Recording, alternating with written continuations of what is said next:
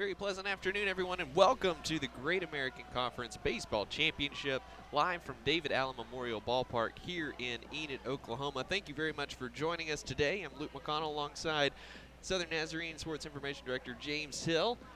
And James, an exciting season in the Great American Conference coming down to what should be an excellent tournament here this weekend in Enid. Absolutely, 6 teams here making the trip to Enid, and what should be an exciting weekend, and we hope fans can come out, or those enjoying at home will enjoy what should be a great weekend going into a week of baseball. And a great crowd on hand for our first matchup here today. The #1 seed Arkansas-Monticello Weevils taking on the Harding Bisons. Next up at 3:30, or a little bit after this first game concludes, we'll have Southern Arkansas, the 2 seed, taking on #5 seed Oklahoma Baptist. And then the nightcap tonight, 3 seed Arkansas Tech taking on Southwestern Oklahoma State, and that should start around 7, or again, just depending on how the schedule goes. And with the pitching and the hitting today, it could be a little bit of everything today, especially for this first matchup between the Weevils and the Bisons.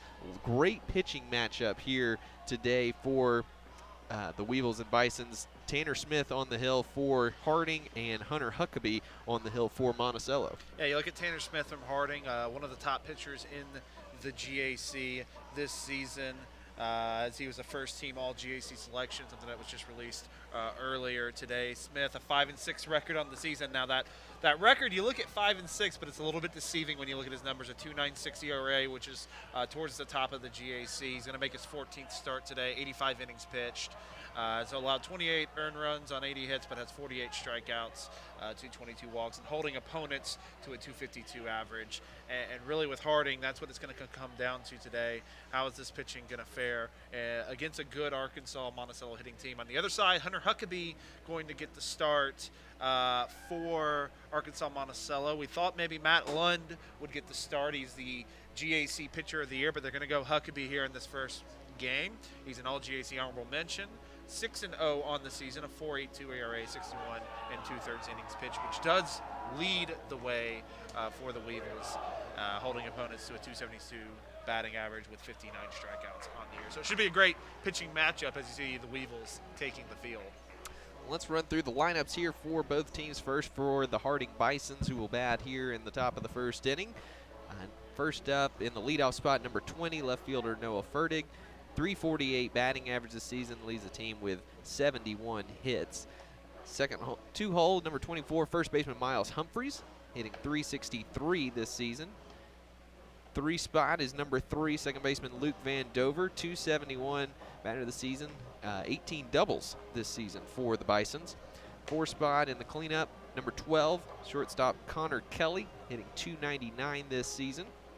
5 spot is number 4, third baseman David Butterfield, hitting 309. He's a sophomore, 47 hits this season. In the 6th spot, number 15, the designated hitter Ben Bailey, sophomore, hitting 298 this season. Number 7 hole, number 16, center fielder Ben Bross, seniors, hitting 304 this season. 6 doubles and a pair of home runs for the senior. In the 8th spot, number 10, right fielder Jack Thomas, seniors, hitting 234 this season. And rounding out the batting order, number 14, the catcher Brandon Parrott. He's a sophomore. He's hitting 234 this season. And again, on the hill for Arkansas-Monticello, junior Hunter Huckabee, 4.82 ERA. He's 6-0 this season. He's got 2 complete games to his credit and allows just a 272 batting average against him. The 4 wins are tied for 4th in the conference, and the 59 strikeouts tied for 8th in the conference. So Nolan Fertig will step in to the left-handed batter's box against Huckabee and get this Great American Conference Championship underway. Thank you again for joining us. Great crowd on hand here at David Allen Memorial Ballpark. We're about set to go here, Luke. As we said, this will start what should be a great week. Huckabee first pitch is inside, and 84 mile an hour. Gets away from the catcher, but ball 1. Probably just a little amped up there a little bit. Postseason baseball is here, so obviously you imagine Huckabee will settle in here throughout the game. Second pitch fouled off there. by Fertig, evens the count at 1-1. Monticello, the top seed, James, and as we were discussing pregame, not a lot of success as the top seed for the Weevils. Yeah, this was second straight year as the GAC regular season champions. They go back to back. As there's a single through the right side for Fertig, but back-to-back champions. They came in last year as a #1 seed and proceeded to go 0-2. Lost this first game on this field to SWOSU before being eliminated the next day. So looking for a better showing here as the 1 seed, also nationally ranked at number 19 in the country.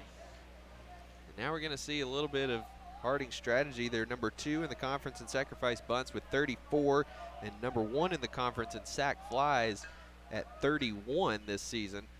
We'll probably see a little bit of small ball here from the Bisons as that first pitch is fouled off by Miles Humphreys. Yeah, you would imagine so. You know, we mentioned coming into the contest, Harding, how they rely on their pitching, rely on their defense. So see if they can manufacture a run, get an early lead here on Arkansas-Monticello. Bouncer to the left side. Third baseman goes to second for 1, on to first for 2, and that lead runner is wiped out very quickly. Great job by the third baseman, Jordan Johnson, there to start that double play. Just like that, 2 outs for the Weevils. Well, so much for that. Great job by Huckabee getting that pitch on the outside corner and just kind of got Humphreys just to roll over it. And the third baseman, Jordan Johnson, able to make the turn over to second, and Thompson finishes it off at first. So a big double play there. 2 away just like that for the Weevils. Luke Van Dover steps in. Strike called on the outside corner. And interesting strategy there for Harding to not opt to move the runner along early on. Yeah, a little surprised by that.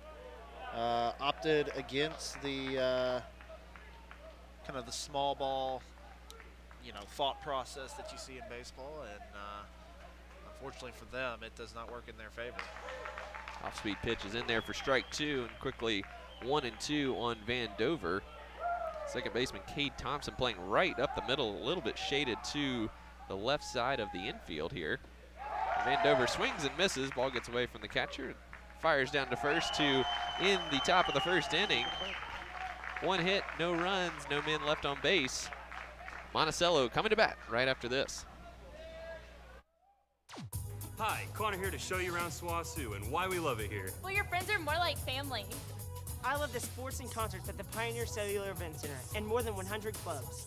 The small class sizes, 100 fields of study, and a nationally recognized pharmacy college. Close to OKC, the best place for me. Come and see for yourself.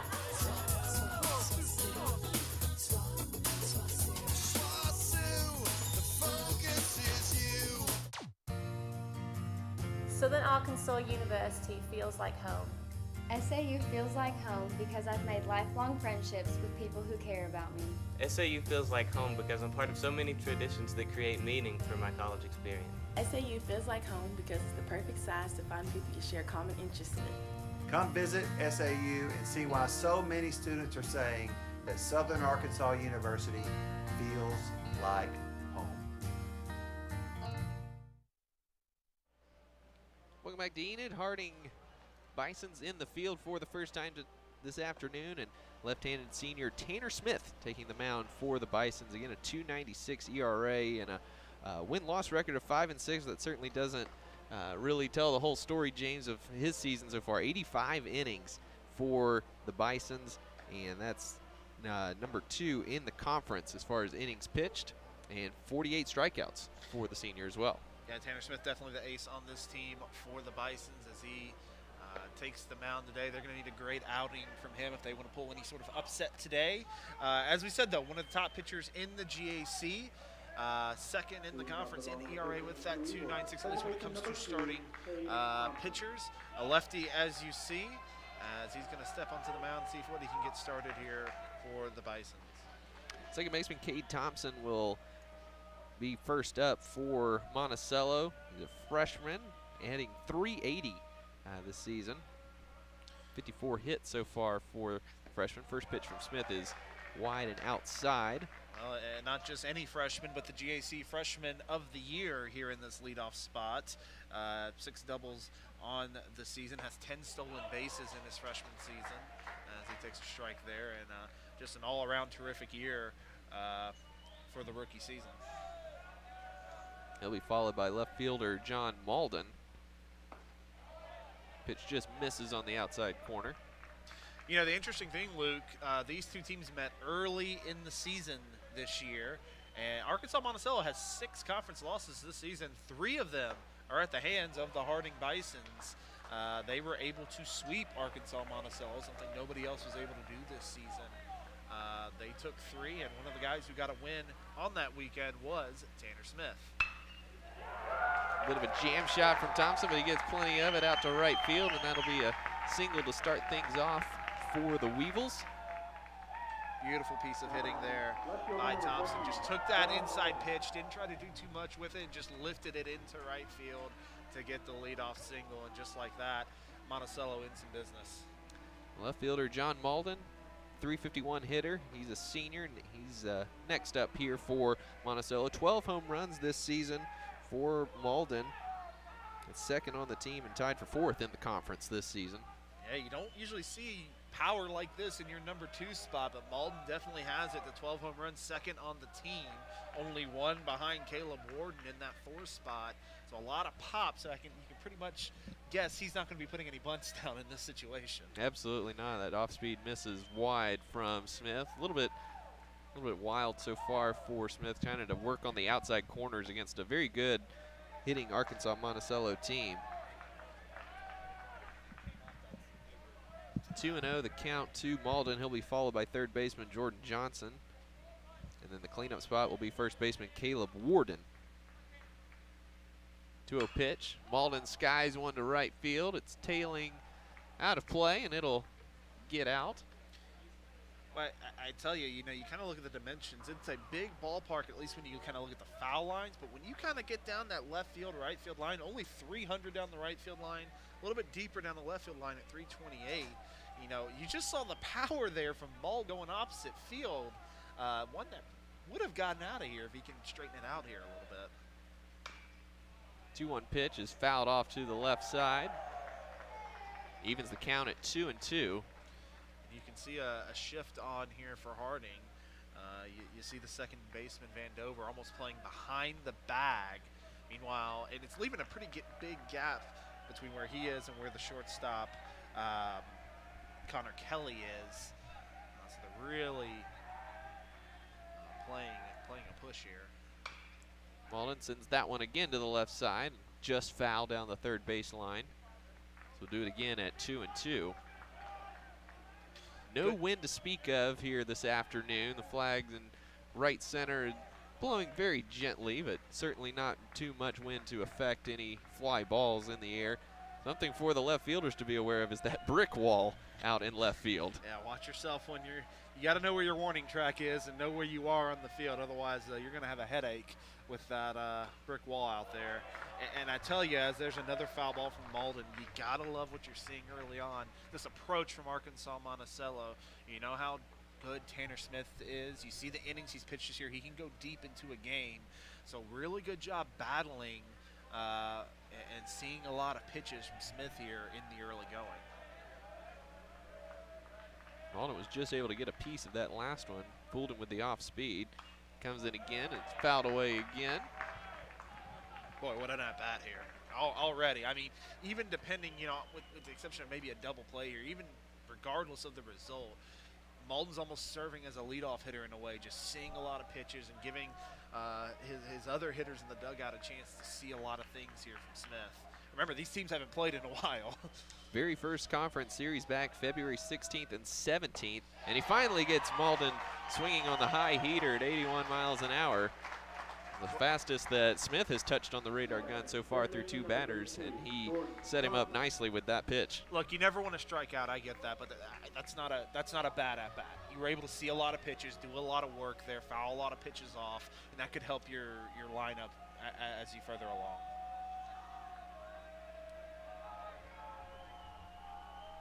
Jordan Johnson steps in, 326 hitter. Strike called on the outside corner. Johnson with 15 doubles so far this season. That leads the team and is tied for 4th in the conference during the regular season. Yeah, Johnson, 6 home runs on the year, does a little more with the doubles, but still a lot of pop in his bat as well. Interesting to see maybe if Thompson tries to move at any point, but one thing he'll run into is a good catcher behind the plate in Brendan Parrott. He's one of the best. Doesn't let a lot of people move on him. That's why they've probably kept him at bay so far. Foul ball to the left side. Third base coach for Arkansas-Monticello is getting more work than the entire Harding infield so far. And it leaves the count at 1-2. Kate Thompson remains on first. 1 out here in the bottom of the first inning. No score between Harding and Monticello in our first game of the conference tournament here. And just to loop back around to Brendan Parrott, 15 runners that he has caught stealing this year. That does lead the GAC. And it's just as we say that, he checks down at first, where Thompson's able to get back in safely. Pitch was high, evens the count at 2-2. Again, you can see Monticello's approach right now. Fouling pitches off, trying to get early on, get Smith up in that pitch count. Ball is skied to right field. Running in to make the catch is the right fielder, Jack Thomas, in foul territory. And there are 2 gone in the inning. Good job by Thomas, just knowing where he's at on the field. As we said, it's a pretty big foul line down the right and left field line, but on that right field line, it starts to shorten up more and more and more the deeper you get. It's a good job knowing where he's at, where the fence is at, and making the play.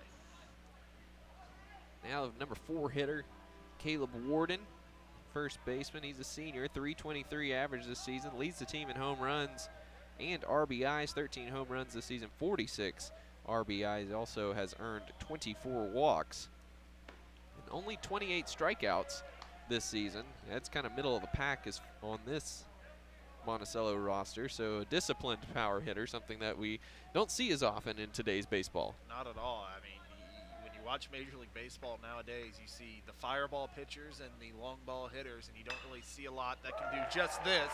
Take a pitch on the outside and take it through the left side. Beautiful piece of hitting there by Warden. So the single to left puts runners at first and second for Monticello, and that'll bring David Reyna to the plate. 400 hitter for the junior right fielder. He's also got 7 home runs this season and an on-base percentage of .474, which leads the team and is tied for 4th in the conference. So this 5-hole hitter, very dangerous position here for Harding, and a great opportunity for Monticello to get on the board here in the bottom of the first with a pair of singles from Thompson and Warden. They're able to ding out a couple hits here, see if they can possibly take an early lead here in the bottom of the first. You kind of look at Reyna, you look at his size, you wouldn't think he has that pop, but he does. He sends one in the left. Right at Ferdig. Ferdig puts it away, no problem, and that will end the inning. 2 hits, no runs, 2 men left on base for the Weevils. Harding coming up to bat when we come back right after this. Southern Arkansas University feels like home. SAU feels like home because I've been treated like one of their own from the very beginning. While at SAU, I felt comfortable, encouraged, and motivated to succeed. SAU feels like home because the atmosphere makes me feel secure and like I'm a part of a family. SAU feels like home because everyone is here for our students. They care about our success. Come visit SAU and see why so many students are saying that Southern Arkansas University feels like. At Arkansas Tech University, I find harmony between art and science. Here, I can sing into a microphone and learn how one works. Whether it's performing on the field or solving an equation, I'm constantly evolving to meet tomorrow's challenges. I am a musician and a future engineer. My name is Jordan Davis, and I'm a lifelong learner. Welcome back to Enid. Harding coming to plate here in the top of the second inning against Arkansas-Monticello. Again, this is the 6-1 matchup. The Bison's the 6th seed, and Arkansas-Monticello the number 1 seed here at the Great American Conference Baseball Championship. Again, coming up later today, Southern Arkansas and Oklahoma Baptist in our second game in our nightcap, Arkansas Tech and Southwestern Oklahoma State. The winner of this game will play at 4 o'clock tomorrow afternoon against the loser of tonight's game between Tech and Southwestern. And the loser of this game will play the loser of Southern Arkansas and OBU tomorrow at 12:30. That 12:30 game will be an elimination game as well, and then a potential one at 4 p.m. depending on how the day plays out. So Connor Kelly steps in against Hunter Huckabee. Gets a strike on the outside corner. Kelly, a junior shortstop here for the Bisons, hitting .299 this season. 56 hits, his third on the team. He sends one just over the glove of Huckabee. Charging in from second is Thompson, and he puts it away for out number 1. Luke, I'm interested to see how, as this game progresses, how both these pitchers kind of now try to settle in. Both gave up at least one hit. You know, Huckabee gave up 1 hit in the top of the first. Smith giving up 2 hits in the bottom of the first. Both teams trying to make a little bit of noise. So I'm interested to see how these pitchers kind of settle in as this game progresses. Good start there by Huckabee, able to get the first batter. David Butterfield steps in against Huckabee here. 309 hitter. He's a sophomore playing third base for the Bisons. 47 hits so far this season to go along with 28 RBI. And he skies one to right field. David Reyna is under that, and he will take care of that one no problem. And 2 quick outs here for the Weevils in the top of the second. Efficient pitching there by Huckabee. 2 very quick outs, looking to make it a quick top of the second here. Number 15, Ben Bailey, the designated hitter. His first plate appearance. Also a sophomore, .298 hitter this season. First pitch is inside for ball 1.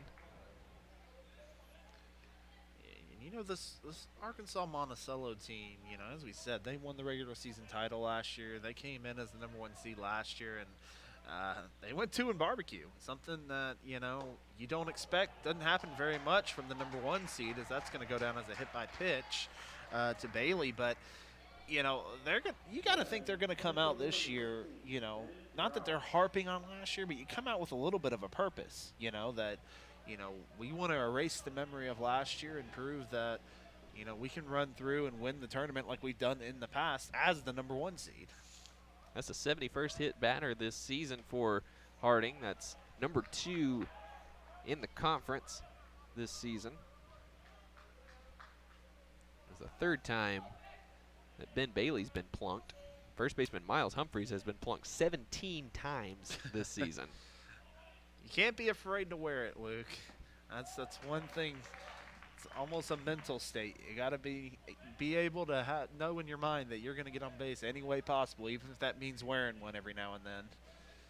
Ben Bross, the senior center fielder, are at the plate now with a 1-1 count. Off-speed pitch, just a little high. Count goes to 2-1, and James, that kind of again speaks to Harding's MO of just getting on base and moving runners along any way possible. Absolutely. Great patience at the plate here. That one's going to be fouled off. Has that one turned on him by Bross, but it goes foul down the right field line. Count goes to 2-2 here. Chance for Monticello to get out of the inning. Well, and Luke, patience can be such an underrated thing in baseball because, you know, you want to try to jump on, do what you can, move quickly, but there is such an art to being patient at the plate, taking whatever the pitcher gives you, but, you know, being able to foul pitches off and foul as many pitches off until you're seeing a pitch you want to see, or being able to draw a walk, or as we just said, being able to take one on the shoulder and just doing whatever you can to get runners on. Bross fouls that one off down the first base line. Full count here for the Bison's center fielder. Huckabee now at 22 pitches through 2 innings, so good pace for him so far. And he plunks Bross. Bross will move down to first base. This is the 8th time Bross has been plunked and the 2nd consecutive hit batter for Hunter Huckabee. So first and second now with 2 outs. And the right fielder, Jack Thompson, up to plate. How about that? That's just, again, another good job there for Bros. They're just battling, though, continuing the battle, continuing to be patient, fouling pitches off. And, again, even if it doesn't hit him, that's going to be a walk either way. So just finding a way to get on base. Pitch right down the middle for Thomas for strike 1. And Thomas struggling a little more this year at the plate, a .234 hitter. Only 34 hits on the year. He has 1 home run. Does have 25 RBIs, though, so he's found some ways to drive some runners home. He has a great opportunity here in the top of the second. Waves at that off speed to fall behind 0-2 here. He left that off speed up and just almost, it had to have fooled him there because he looked behind on the off speed, which is never a good sign.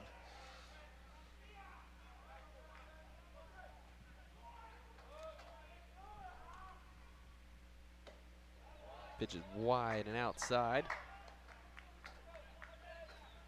Job by Rudy Threek to bring that one in. Count moves to 1-2 for the senior.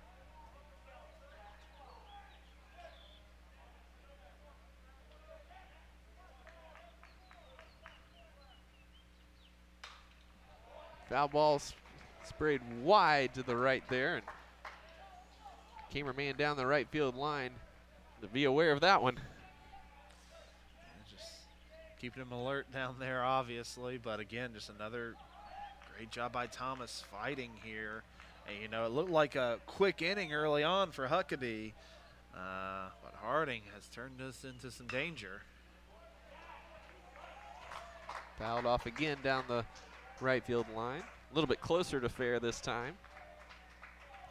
You just know as a pitcher, Especially if you're throwing some quality pitches up there, how frustrating that can be sometimes where when they're able to just spoil so many of your pitches. Ball's in the dirt, and that will advance Bailey from second. So a runner is at first and third now. That's a great read there by Bailey, seeing the balls in the dirt, and really the minute he saw that kind of go off the chest or the catcher's chest protector, he was off to third. And even credit to Bros, if you don't get a good read on it, don't take the risk either. Bailey did get a good read and was able to advance. So 2-2 now to Thomas. Sends one right up the middle, kind of skips off the mound, but shortstop Borman takes care of it over to Thompson, excuse me, and that will end the inning. No runs, no hits. 2 men left on base for the Bisons, and we will move to the bottom of the second. Still 0-0 between the Bisons and the Weevils. Why be a ranger? At Northwestern, with small classes, you can be seen. With over 40 programs from business to nursing, you can be career-driven. With a campus home away from home, you can be independent. With over half our students graduating without student loans, you can be debt-free. And with a mosaic of cultures, you can be you. Northwestern, success lives here.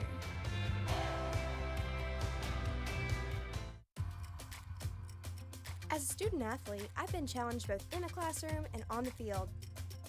Between the education that I've received and the relationships that I've built, my time at Henderson State University has prepared me to live ready. While studying chemistry, I learned so much about science and even more about myself. The professors at our school are amazing. They made a difference in my life and prepared me to make a difference in the world. Thanks to Henderson State University, I live ready. I've heard people say Ouachita. Wichita. Achita.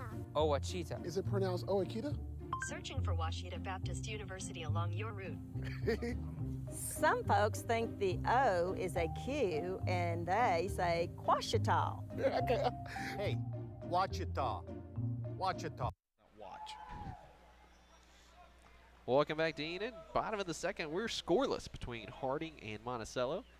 Tanner Smith, first pitch to Andrew Purino. It's fouled off for a first pitch strike. Purino, designated hitter today, hitting .358 this season, pair of home runs, and 33 RBIs. Smith, that's fouled off, gets ahead here 0-2. And, you know, we're only in the bottom of the second, but both teams have been able to threaten a little bit so far, have been able to get runners in scoring position, yet we still sit at 0-0. Brino typically catcher. His .358 average is third on the team and 12th in the conference this season. Pitch in the dirt there. Moves the count to 1-2. You say in the dirt, there's not really a dirt This is down true. there. Outside pit corner is called, strike 3. A great pitch there from Tanner Smith on the off speed. Oh yeah, a great pitch. That's an understatement. It was a beautiful off-speed pitch, catching the black there on the outside corner and just freezing Purino. First strikeout of the game there, or second I should say of the game for Smith. Great pitching there from the lefty. Shortstop Dylan Borman steps into the batter's box. Another nice off-speed pitch there from Smith for the first strike. Now, Luke, I did hear you're not a huge fan of the artificial turf infield. No, and I don't mind as that pitch is skied to right. Long run for Thomas. Oh! And he makes an incredible catch, falling over the wall down the right field line. My what a play goodness. from Jack Thomas. You know, he made a play earlier where we were saying how he knew where he was on the field and where the wall was in foul territory. And that was another case. He knew he was running out of real estate, and he went all out for it again. What a tremendous play there in right field by Thomas. Boys, cut that one up and send it over to the Sports Center. That is an amazing play. It's an interesting situation down that right field line. There's not a drop-off behind the wall. The top of the wall is level with the ground on the other side of the wall, so he didn't necessarily tumble over the wall. He just kind of fell onto the landing up there, but just an incredible play by Thomas. The count moves to 1-1. Tell you, these Bisons are fearless. They'll get hit by pitches. They'll go over the wall. They don't really care. The Bisons came into today's game the top fielding percentage in the conference at 97.6%. Just 41 errors this season as well. That's also fewest in the conference.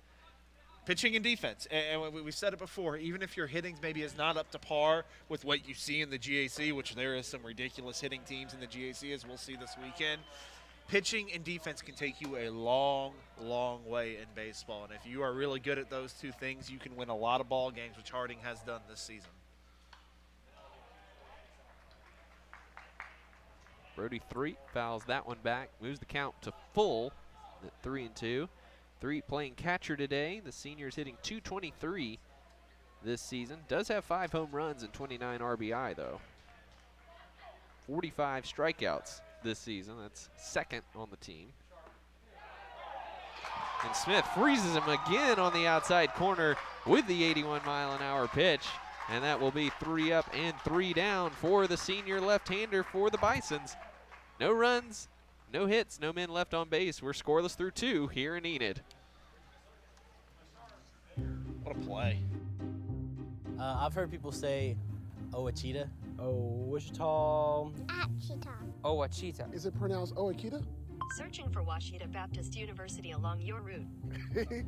Some folks think the O is a Q, and they say Quashita. Hey, Ouachita. Ouachita. Back in Texas, everybody pronounces it Wichita, but really, it's Washita. Washita. Washita. How would you pronounce it? Washita.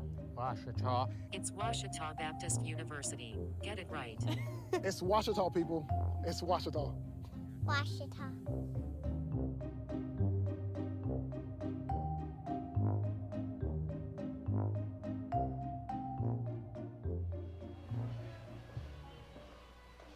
Welcome back to Enid. Just another look at that incredible play by Harding right fielder Jack Thomas. And James, just the awareness of where he was on the field coming up against that short wall there. And really, the short wall is almost more challenging than the wall that's taller than the outfielders, just because it's able to cut you off at the knees. Well, absolutely. And like you said, you kind of alluded to a unique kind of setup there. You're not even really going over the wall. You're kind of leveling with the ground on the other side, and just a great awareness of, again, where the wall was, and able to make a huge out and lead to a 1-2-3 inning for the Bisons. A great inning, a great play by Thomas, and a great inning for Tanner Smith, who got 2 strikeouts in that inning. It's kind of a perfect situation for the Bisons. They've been able to put some men on base in both innings. Getting some great fielding and pitching so far, which has been their MO all season, as the 9-hole hitter Brandon Parrott steps in. The sophomore hitting .234 this season. Takes a strike on the inside corner from Hunter Huckabee. Well, you can tell these Harding batters, 2 of them have been hit by a pitch already. Look at where Parrott is kind of lined up in that batter's box. He is hugging it very, very tightly. And he sends a high fly ball to center field, but that's going to be an easy play for Grant Shepard. And he'll put that one away for the first out of the inning. Again, not a lot of, very little breeze to speak of here in Enid this afternoon. Flag in right center hanging pretty limp there. Yeah, the few times we've seen any sort of wind, it's been blowing out to the right, but it's been nothing that, will really account for much of anything. You see the clouds are starting to maybe break up a tad. Sun's trying to peek through as Ertig's going to drive that one to center and get his second hit of the day. First pitch swinging for Nolan Fertig. Singled to right his first time up, and this time he singles to right center. So 2 at-bats and 2 singles for Nolan Fertig. Yeah, he wasn't interested in our weather talk. He was ready to move on with that. As Absolutely. He just laced that first pitch. Miles Humphrey at the plate now. As Fertig takes off for second. Great throw from the catcher, Brody Threet, and he nailed Fertig by a couple steps there. Just a cannon there from Threet. Fertig trying to move. He's 10 of 11 this season with 10 stolen bases on 11 attempts, so he's had some success. He's been very efficient. But I tell you what, Threet just came up and fired one down to second. Wow, what a gun. Got a good jump on it, too. That hit from Miles Humphreys is going to drop down just short of the right fielder, David Reyna. Another single for Harding to right field. That's frustrating. Place the batter there at first base. Well, that's frustrating too for the Harding bench. Getting a man on. It potentially could have had back-to-back singles there, and instead it's a 2-out single. But I'll live with what they can get. But I heard the third hit of this day for Harding. Luke Vandover waves at the first pitch off speed there. I tell you what, we've seen from both sides, really relying on those off-speed pitches kind of early on, and how vital they've been. As he comes back with a fastball there. Humphreys gets caught a little bit far off the base, but gets back safely, barely. Good throw there from Threet again. Nearly got his second pick off, or caught stealing of the inning. Well, I tell you, Brody Threet must have heard us talking about Brendan Parrott on the other side earlier in this game and said, hey, I've got a little bit of a cannon myself behind the plate. He's shown that here in this inning. Check swing from Vandover. Appeal to first says no go. The count moves to 2-1 for the junior second baseman. Struck out his first time up back in the first inning. Tell you what, Luke, as this 2-1 pitch is going to hit the inside corner, we've got a great crowd that have kind of made their way out here. You see a couple of the teams also out. I think I see Swasu down there taking a look at today's game. I think I saw Tech show up as well. We got a good crowd on hand for 2 teams from Arkansas. Vandover singles through the right side.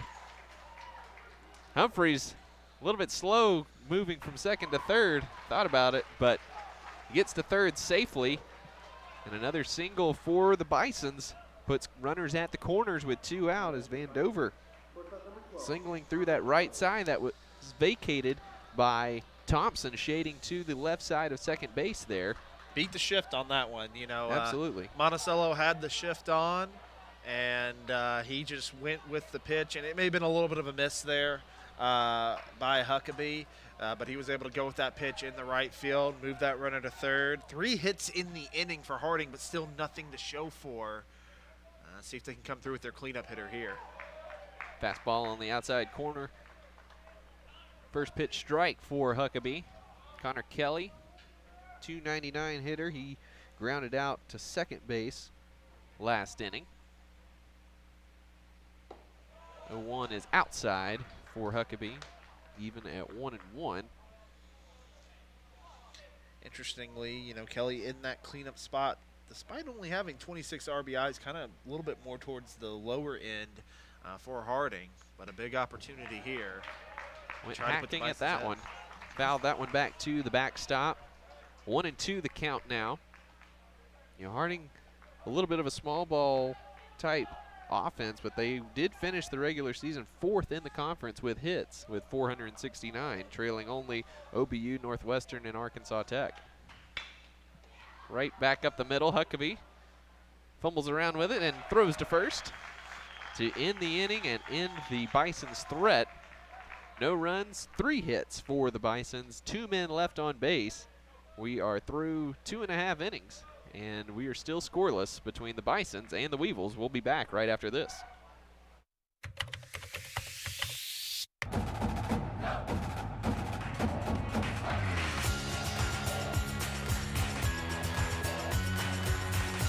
The professors care and they go out of their way to make sure that you are going to succeed.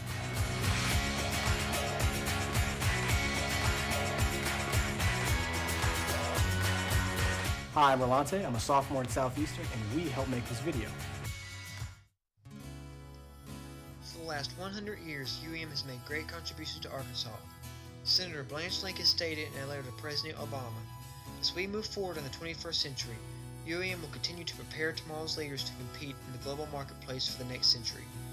University of Arkansas-Monticello Chancellor H. Jack Laster said the following for the centennial celebration: "As we approach our 100th anniversary, we are constantly reminded that we have always represented opportunity to generations of people seeking a higher education and a better life.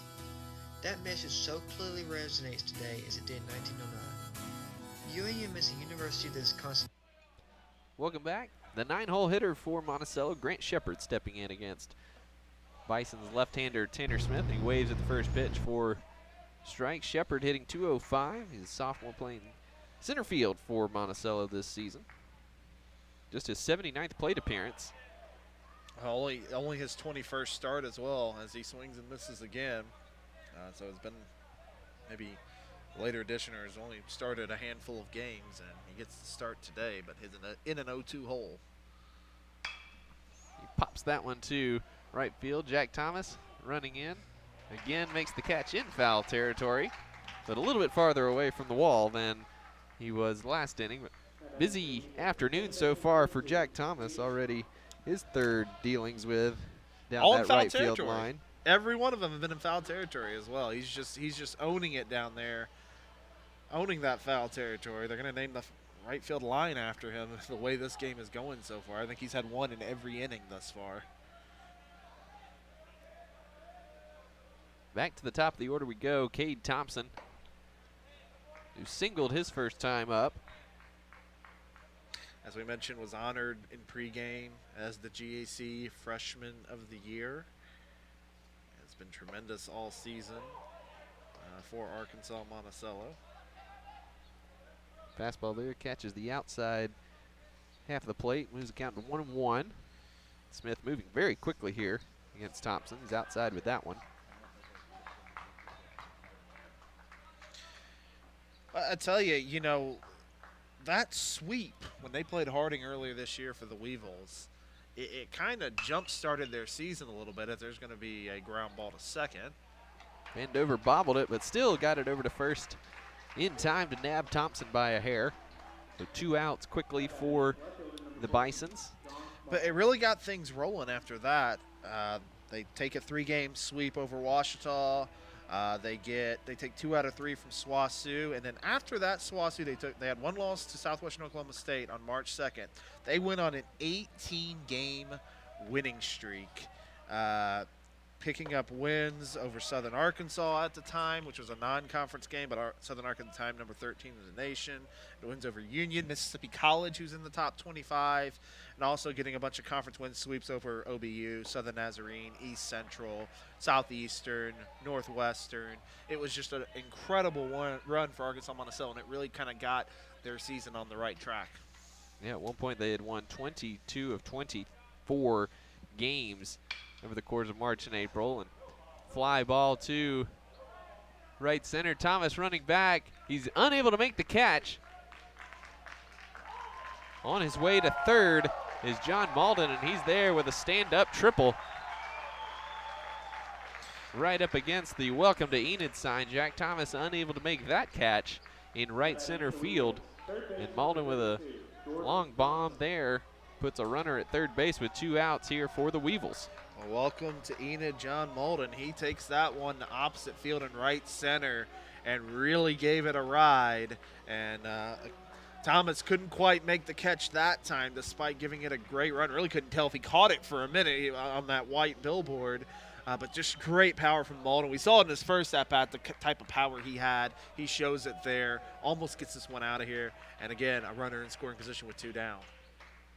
Jordan Johnson fouls the off-speed pitch into the dirt for first pitch strike.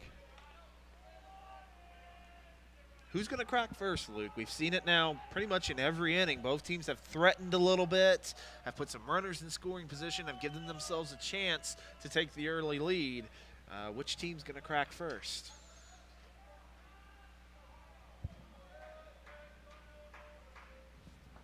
Smith low with his second pitch. 1-1 the count. Johnson popped out to right field in foul territory, his first at-bat back in the first inning.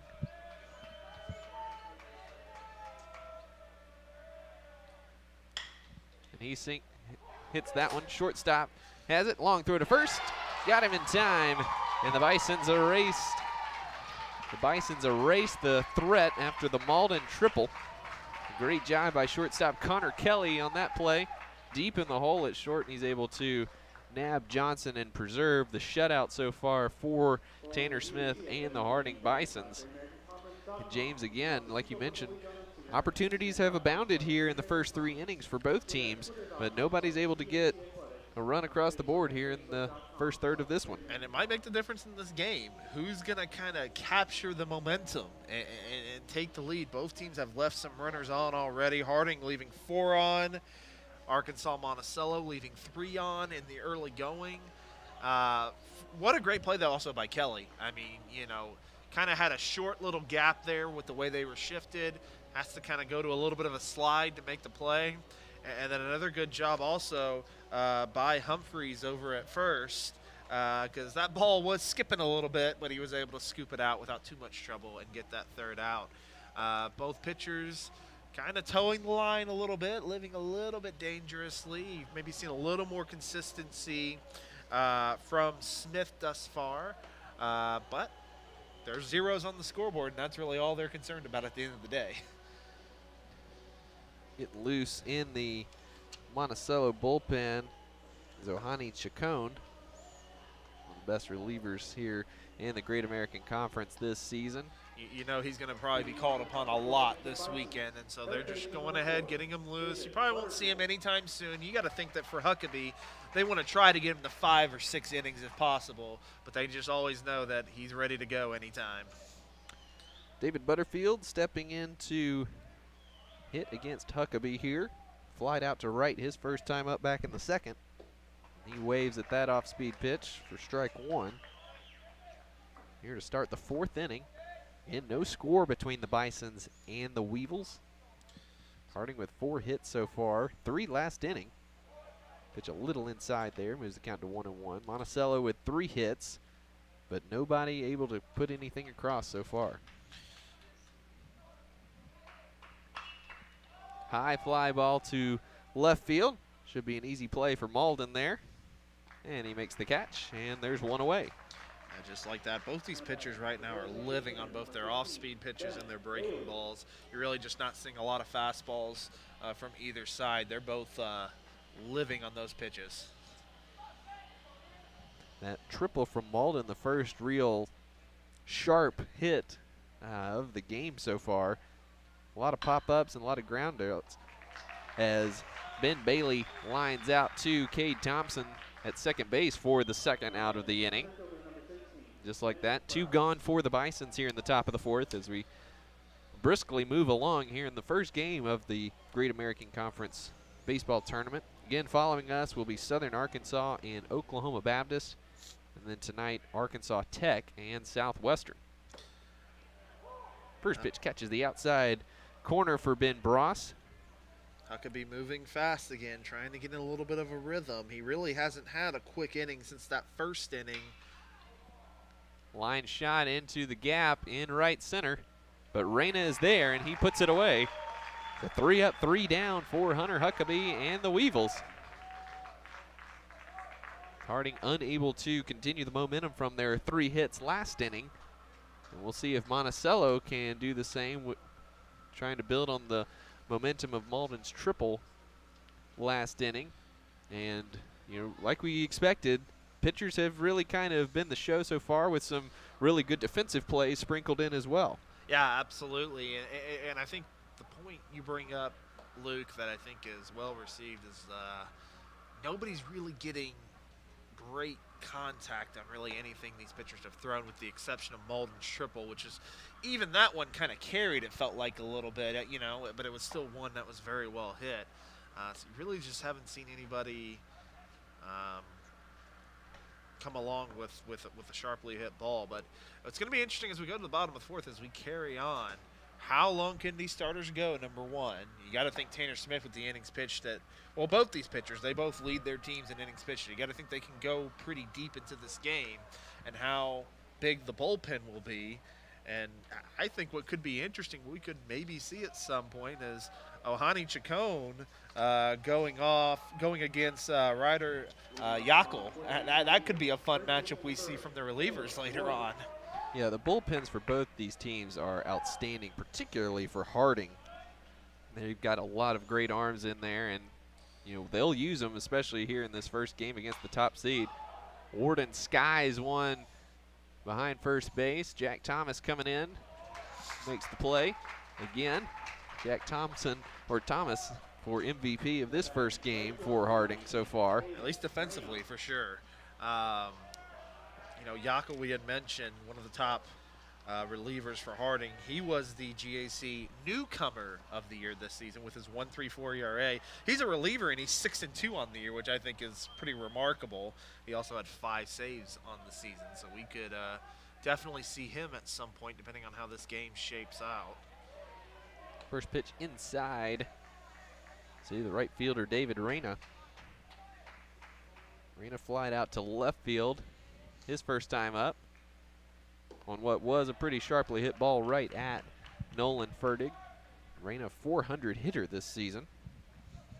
7 homers. 2-0 the count. Smith deals. Right at Kelly. It bounces off the heel of his glove, and that's going to get Reyna over to first base. It's going to go down as a hit. Just a very, very sharp hit ball there by Reyna. The scoreboard goes error, but we see the official score up here is going hit, so that'll be the 4th hit of the game for Monticello, and Reyna just continues. A first-team All-GAC selection, you see why. That was a very sharply hit ball there, and he gets on base for the Weevils. It's a runner at first with 1 out.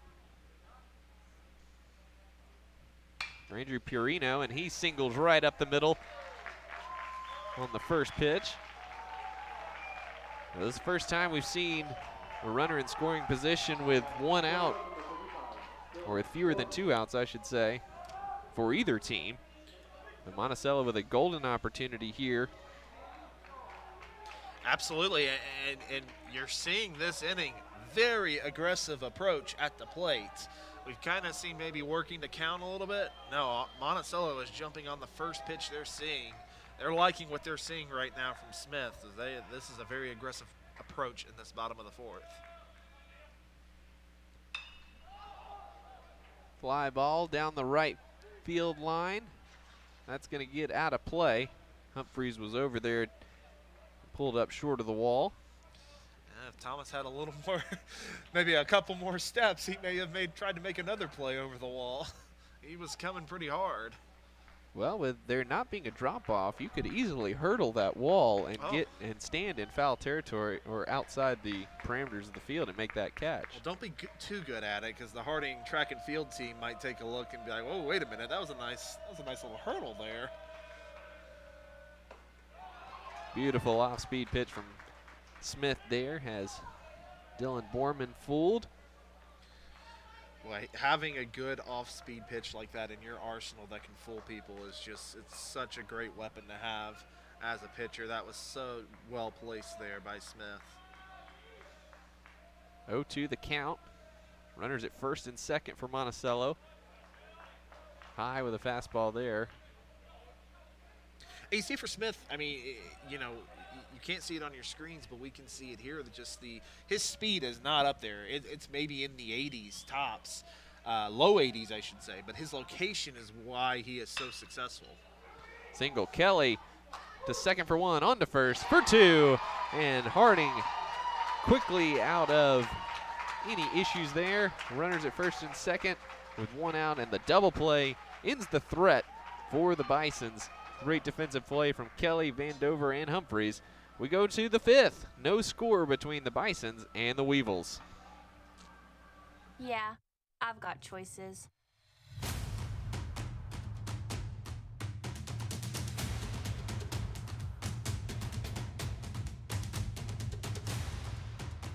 I'm ready for my future.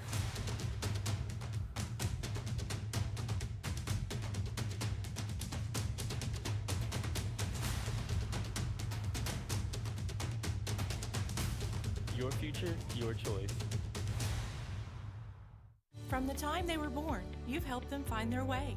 For more than 100 years, Oklahoma Baptist University has transformed students' lives through a Christian liberal arts education. With small class sizes and spiritual growth opportunities, we'll help them find their purpose. From athletic and fine arts events to building friendships, we'll help them find their community. And with guaranteed scholarships for incoming freshmen, we'll help you find the resources. To learn more, visit okbu.edu and find your place at OBU. Welcome back, and James, a terrific defensive play here from the Harding Bisons to get out of a jam. Double play, Connor Kelly, Luke Vandover, and Miles Humphreys teaming up to wipe out a 2-on, 1-out threat from the Weevils. Weevils got a couple runners on with a couple sharp base hits, and it looked like they were threatening to take the lead, and then Smith makes the pitch, first of all, to get the ground ball. Kelly makes the flip, Vandover makes the turn, and Humphreys makes the scoop to get out of the inning. And a well positioned from Kelly on that part, shading a little bit towards second in that double play position, as that was a pretty sharply hit ball up the middle. It certainly wasn't a slow roller by any means. Well, and he had a sharply hit ball at him already once this inning that just was able to get by him. He wasn't going to let another one get by him there. Luke, as we keep saying, as Thomas steps into the box, who is going to break first? And that might be what decides this game, who can get a run on the board first. Jack Thomas waves at that pitch quickly in the hole, 0-2. You've got to commend both these pitchers, though, both Tanner Smith and Hunter Huckabee. They have gotten in some trouble so far in the early going, and they have found a way. They have found the pitch to get out of the inning. Just a terrific job from both sides. Huckabee outside with that fastball. Moves to 1-2. Thomas grounded into a fielder's choice back in the second to end that second inning. He slaps one into the gap in right center, but Reyna moves over quickly and has that one for out number one. Reyna and Thomas very busy in right field today. Good pitch there from Huckabee. Nice breaking ball, getting it over the plate, tailing to the outside. It actually wasn't a bad little piece of hitting there by Thomas to go with it in the right field, but Reyna had it squared up perfectly for the first out. Brendan Parrott steps in now. Catcher in his 40th start this season. And he looks at a strike on the outside part of the plate. James, as this game progresses now into the top of the fifth inning, you got to like Harding's chances to be able to scratch out a run when they need to, just given their ability to play small ball and that bullpen of theirs. Of course, you definitely like that from the Harding side, that they're able, that's kind of their MO. But on the other side, you also like the power from Arkansas-Monticello, where it can take one swing and suddenly it's a 1-0 game or more with runners on. It's kind of the interesting dynamic where you have the one team that you can tell has more powers based on their doubles and home runs, and the other one that plays a little more small ball. Perrick rounds to the left side. Third baseman Johnson has it over to first. 4 out, number 2. And even more so, you know, we say small ball, but it's even more so just that, as we said with Harding, this is a team that's going to rely more on that pitching and that defense, as we've seen all day today. And, you know, they figure there's a reason, if you look at Harding's kind of overall statistics this season, there's a reason they are 15-2 when they score 5 or more runs. So Harding just 24 home runs this season as a team, one of the lowest numbers in the conference. Just a little outside there from Huckabee. Count 2-0 on Nolan Fertig. 2 for 2 so far in this one. Single in the first, single in the third before he was caught stealing in that third inning, and probably was what saved Monticello from having any runs on the board in that third inning, as Harding put up 3 hits. Absolutely. It would have probably ended up scratching a run across. The aggression on the base pass ended up hurting him in that inning. And Fertig draws the 4-pitch walk. First walk we've seen today. We've seen some hit batters, but I believe that is actually the first walk. First walk from either pitcher so far. Again, just underscoring the pitching prowess that both these two teams possess, both in the starting lineup and, as we'll see later, in their bullpens. As Miles Humphreys steps in with his plate crowdingness. Ropes one right at Johnson. He fields it on the 1 hop and throws over to Warden to end the top of the 5th. And Monticello with an opportunity to be the first team to scratch out a run here in this one. 0-0 heading to the bottom of the 5th. We'll be back right after this. Being a champion takes more than talent, more than the perfect pass, more than using your head. Being a champion takes the spirit to always push harder, the ability to overcome any hurdle, and the fire to be the best. Welcome to Division II, where the pursuit is yours to create. And the question isn't, can you do it? It's will you. In NCAA Division II, student athletes leave a lasting impression on their communities. That's because Division II student athletes want to make a difference and truly be part of their surrounding communities. Through community engagement, thousands of student athletes from various backgrounds interact with community members who view them as role models. This interaction leaves a positive and perhaps even life-changing impression on all those involved. In Division II, we rise to the opportunity and make community engagement ours.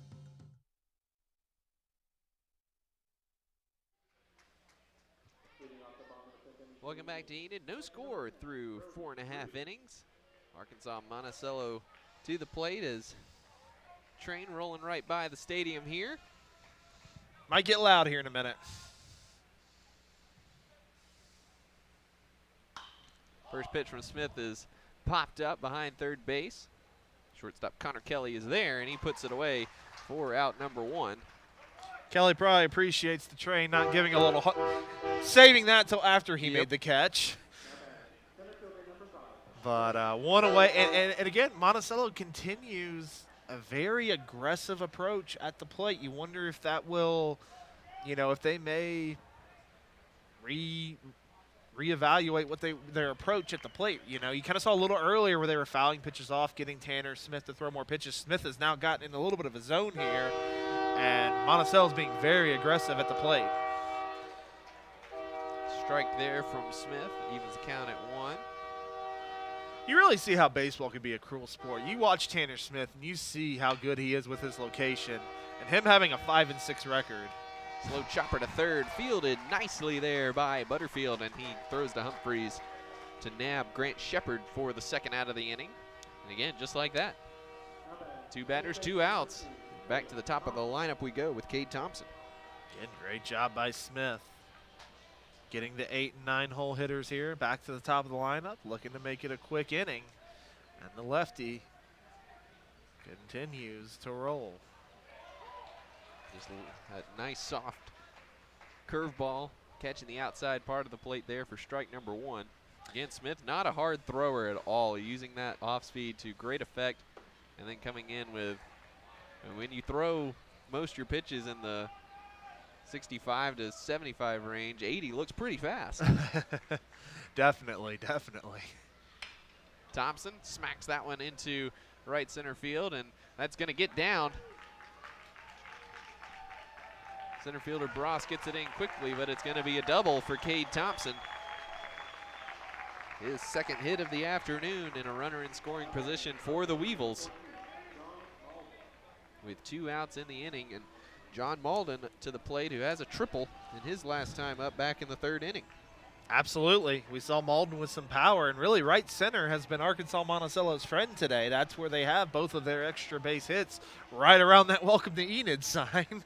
So you wonder if maybe that's where they're aiming here. As Malden will step into the box. A little bit of sunshine out here at David Allen Memorial Ballpark. It's really a nice day today. You know, it's kind of crawling up into the 60s, though. A little bit of a chill, but it's turned into a lovely day. Malden fouls the first pitch off speed off and goes down 0-1. Vandover playing pretty much straight up the middle here. So we're still scoreless here in the bottom of the 5th, but Monticello with Cade Thompson, runner in scoring position out at second base.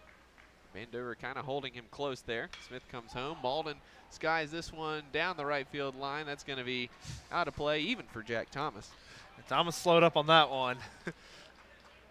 No Superman heroics there down the right field line, but more importantly, Smith now gets ahead in the count. 0-2 to Malden.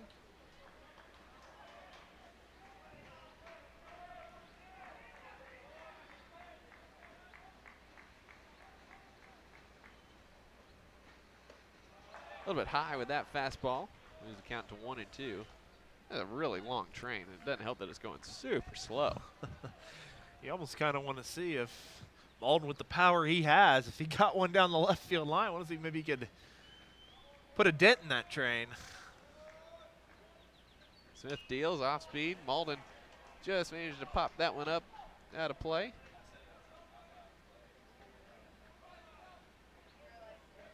He continues to stay alive here.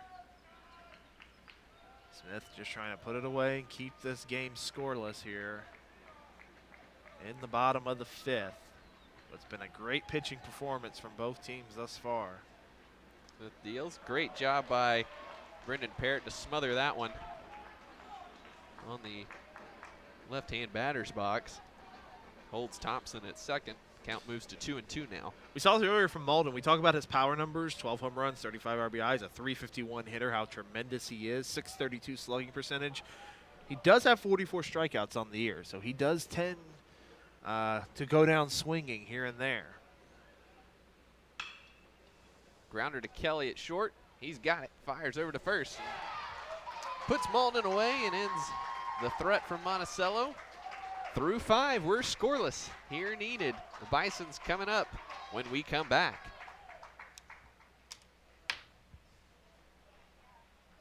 Belonging isn't about fitting in. It's about feeling you can be yourself. You do you at SWOSU. Quality academics, athletics, leadership, and more than 100 majors and clubs. Affordable, flexible, friendly.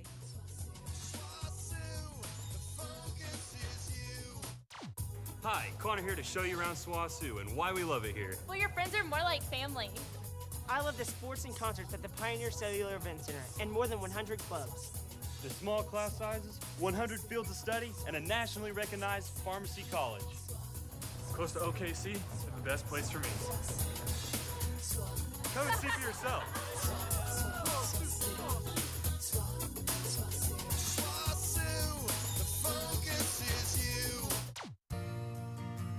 Southern Arkansas University feels like home. SAU feels like home because I've made lifelong friendships with people who care about me. SAU feels like home because I'm part of so many traditions that create meaning for my college experience. SAU feels like home because it's the perfect size to find people you share common interests in. Come visit SAU and see why so many students are saying that Southern Arkansas University feels like home.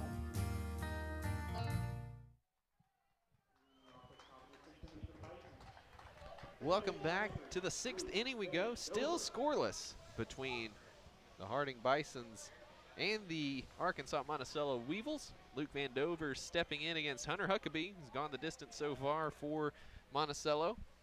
Tremendous pitching performance so far, both ways, and great defense in the field when needed to squash a rally or two. As Vandover takes ball 1. I keep saying it. I'm going to say it again. Who is going to crack first? Down the left field line, that goes foul. And kind of interesting setup here in Enid. The foul lines in the outfield are permanent, and with the grass being a little bit higher, it's kind of hard for us to see those, so we'll be relying on the umpires here for those calls down the line. But 1-1 the count here to Luke Vandover. Luke, we got to give an update. We got breaking news in Bentonville, Arkansas. The number 8 seed Ouachita Baptist Tigers just upset and knocked out the number 1 seed Southern Arkansas Mule Riders 5-4 in 8 innings. A huge, huge upset over at the GAC softball tournament. So the GAC potentially being a bid stealer in the Division II softball championship with that upset. Of course, Southern Arkansas pretty much very confidently in that. Vandover smacks one right over the middle, but Thompson able to field that behind the bag and throws to first for out number 1. Huckabee with a little dance to not kick that one away, and there's one away for the Bisons. What a win for the Tigers over in Bentonville. And as we say, we keep watching here. A 1-6 matchup here. And you see Harding getting a great pitching performance, hanging tough. And as we said, a 0-0 game. We say hanging tough, but Harding does have 3 wins over Monticello this season. Connor Kelly watches a first pitch strike on the outside part of the plate. Kelly 3rd on the team with 56 hits this season. He fouls that one off to go down 0-2.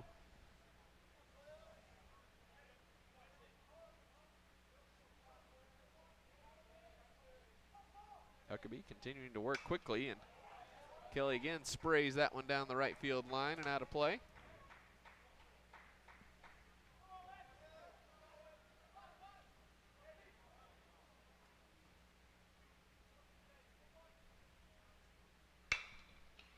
Grounder to second base. Cade Thompson's got it. Over to first. And there's 2 gone for the Bisons here. 2 gone. Of Cade Thompson. I was going to say, you took the words right out of my mouth. Courtesy of Cade Thompson there. He makes both plays. Just like that, 2 down. Looking for another quick inning here for Huckabee. Bisons have done a great job at the plate against Huckabee today. Coming into today as a pitching staff, as that one's through the hole at short from David Butterfield, and the Bisons have a base runner with 2 gone.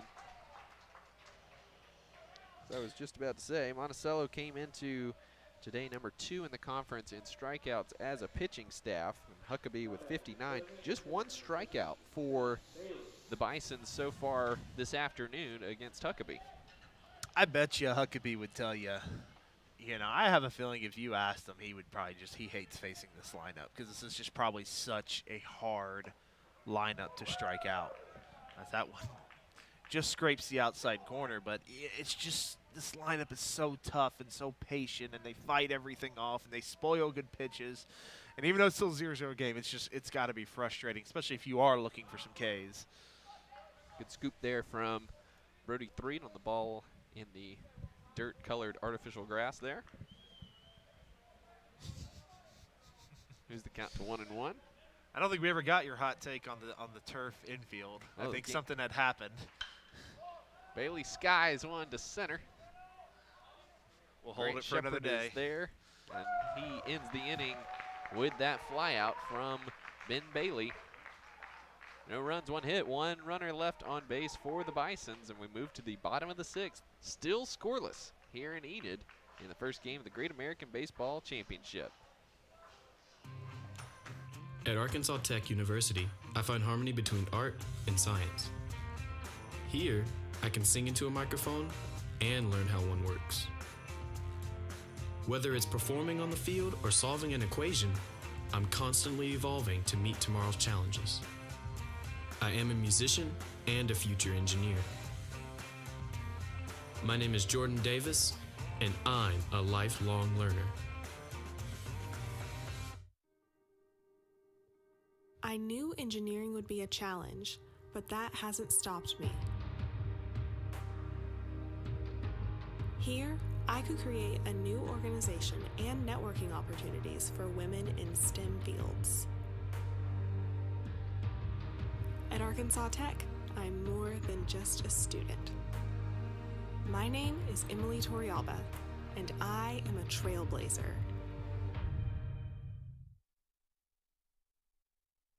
Needed through 5.5 innings. Arkansas-Monticello coming to the plate, looking to break through as the Harding Bisons have put the cuffs on the Monticello offense, and the Bisons themselves with opportunities and haven't been able to scratch out anything against Hunter Huckabee. Tanner Smith, first pitch. He's in there for a strike. And Johnson to the plate, 0 for 2 on the day. Fouled out his first at-bat, grounded out to short. In his last at-bat as he just missed there for ball 1.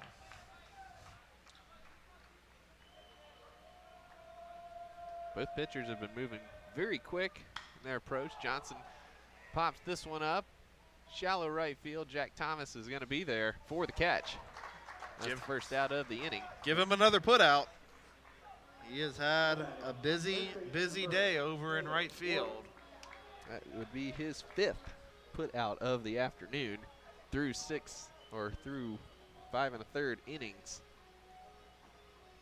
He and Reyna both. Reyna over in right field for the Weevils has a trio of putouts himself. Well, and if you're just joining us, does that missed ball 1? Back in the second inning, Thomas made an incredible, absolutely incredible diving play over the right field wall in foul territory, the short right field wall. Made the catch, went over the wall, and kind of slid across the asphalt down there.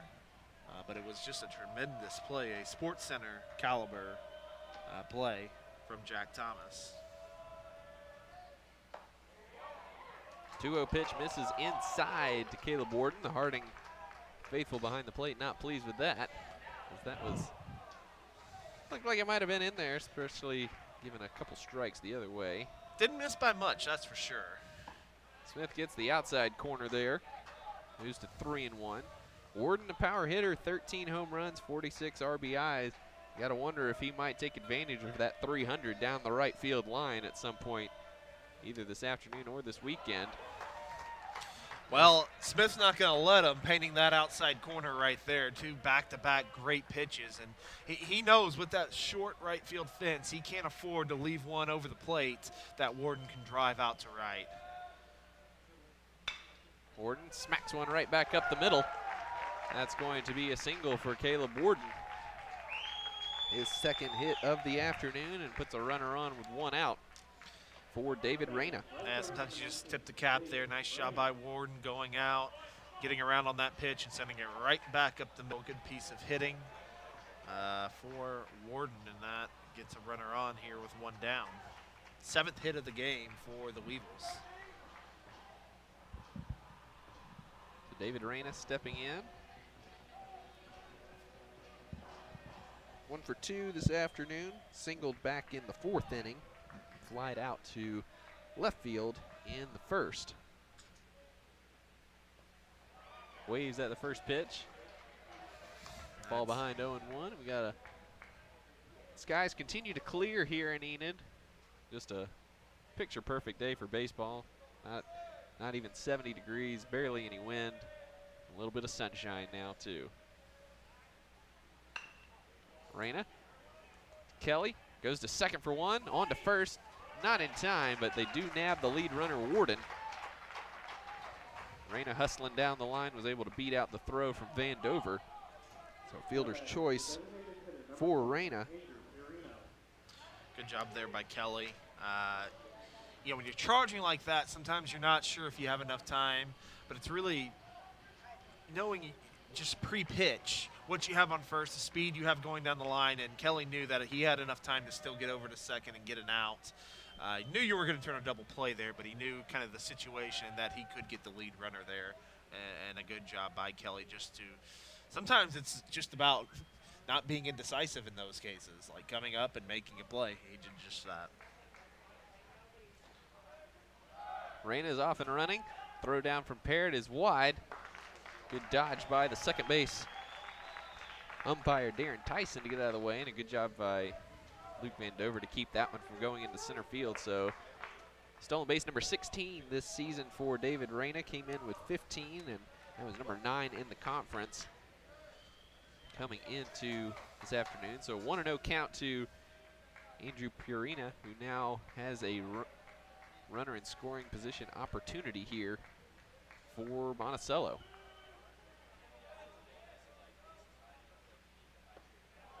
Off-speed pitch right down the middle for Smith. Evens the count at 1-1. Beautiful pitch there from Smith. Anytime you can be behind the count and can put an off-speed pitch like that over the plate, it's just such an advantage. Low and away for ball number 2. Smith now at 82 pitches this afternoon. We also see the Southern Arkansas and Oklahoma Baptist have arrived here in Enid. Starting to get warmed up a little bit as they will take the field next.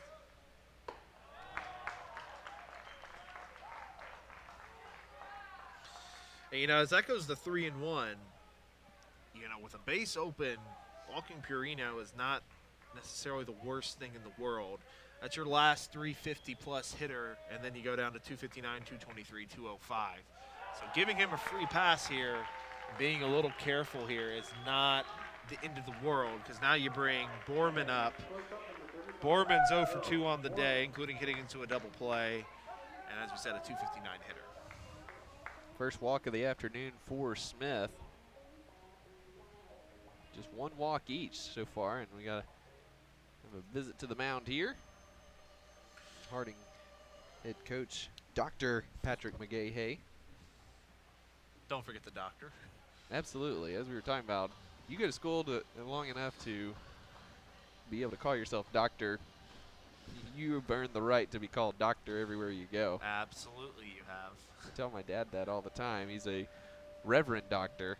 I tell my wife that all the time. And he never wants it listed in any sort of program or anything like that. It's like, you went to school for how long to do that, and you don't want it listed? You earned that title. And as we said. Plus, Reverend Doctor sounds really cool. It is pretty cool. I didn't realize you put the Reverend before the Doctor. It's not Dr. Reverend? No, yeah, it's Reverend Doctor. Ah, interesting.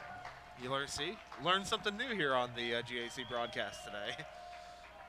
Dylan Borman stepping in. 259 hitter. Pitch just off the outside corner. So runners at first and second for Monticello with 2 outs. Borman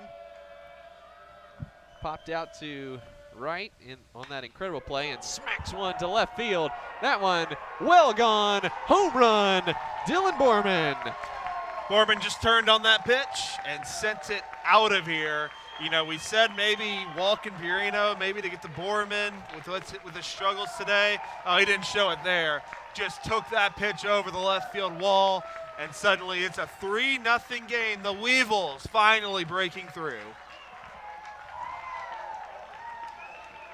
And you gotta feel bad for Tanner Smith, who has just had a tremendous game, and in one pitch almost puts it all out of the way as the Weevils take a 3-0 lead on the 3-run jack from Dylan Borman to left. Yeah, that one was just hung a little bit there from Smith, and Borman, as we said, turned on it. 9th home run of the season for Borman, and it's like we said, for Arkansas-Monticello, it's just one swing of the bat, and suddenly a 0-0 game becomes a 3-0 game. 1-1 the count now to catcher Brody Threet. Struck out looking in the second and popped out to shortstop in the 5th.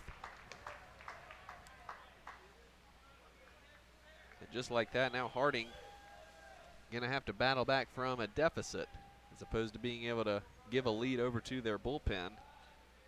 Well, and again, it's not like Monticello scratched one. And Threet pops one down the left field line, and that will land foul.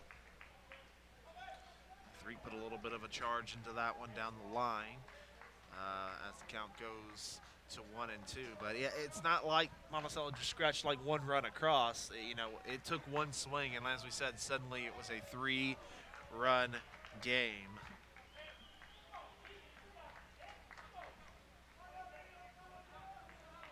Count remains 1-2. Smith comes home with it. That one's lined through the hole and short. Threet will stop at first. Another runner on for Monticello here in the bottom of the 6th inning. And you wonder if Smith is, you know, he's at 90 pitches right now in the bottom of the 6th, and you know he can probably go a little bit deeper. You wonder if he's starting to run out of juice a little bit with some of the, getting out of some of the situations he has been in so far today. Do have a little bit of activity down in the Harding bullpen. Can't tell who is down there right now as Shepard waves at it. Brian Timms, the senior right-hander. A little low and inside there to Shepard. Count moves to 2-1. Yeah, this is really the first time in this game, a little wild here from Smith. His location's been pretty solid all game long, and this has been really the first inning where he's really missed some spots to the point where it's coming to cost him.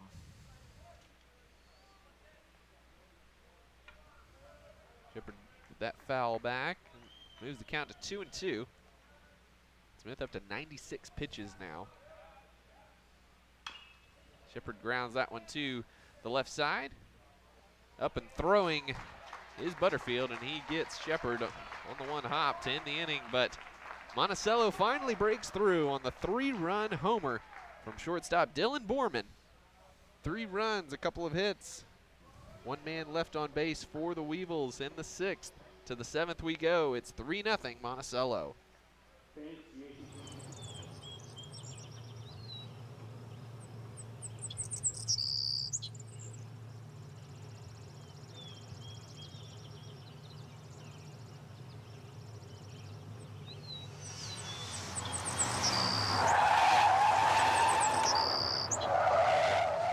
Accidents can happen anytime. That's why Geico's here 24 hours a day, every day.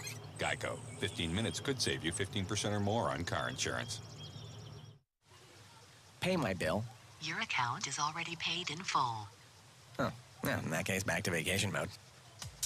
Boots and pants and boots and pants and boots and pants and boots and pants and boots and Voice-enabled bill pay. Just a tap away on the Geico app. Uh-oh. Guess what day it is? Guess what day it is? Huh? Anybody? Julie, hey, guess what day it is? Oh, come on, I know you can hear me. Mike. What day is it, Mike? Leslie, guess what today is?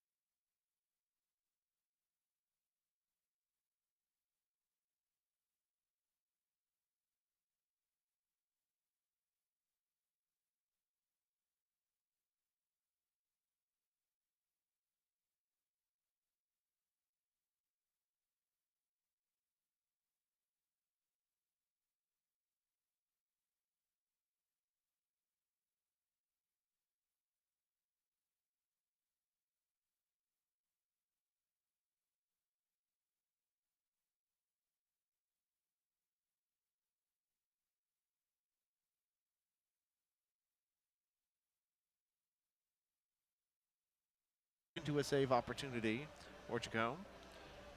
44 in the third innings pitched, 39 strikeouts to 22 walks, and holding opponents to a 236 batting average. The lefty going to take the mound here for the Weevils.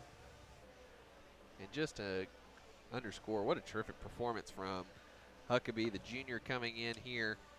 Goes 6 2/3 innings, 5 hits, no runs, 1 walk, 1 strikeout. Just exactly what you needed if you're Arkansas-Monticello. And, you know, we were getting to the point where you probably would start to wonder, is this going to be a little bit in the heads of the Weevils, given last year's conference regular season title and then going 2-0 here in Enid last season. As the game stayed tight, start to wonder, is that going to be a factor down the stretch? And Harding as the 6th seed with not a lot to lose, looking for the upset. But the Weevils answered the call in the bottom of the 6th inning with a 3-run home run from Dylan Borman. Probably relieved a lot of tension over there in that Monticello dugout. No doubt, and I think what I like the most about Huckabee's performance today, you know, he comes into this game with 59 strikeouts in 61 2/3 innings pitched, almost a strikeout per inning. So he can definitely put some Ks on the board. He only had 1 in this game. Kept his composure, though, got out of tough situations, and provided that Monticello can close this inning off, because the runner on first is actually the responsibility of Huckabee. If they can close this inning off, it'll be quite the performance for Huckabee not to give up any runs in this game.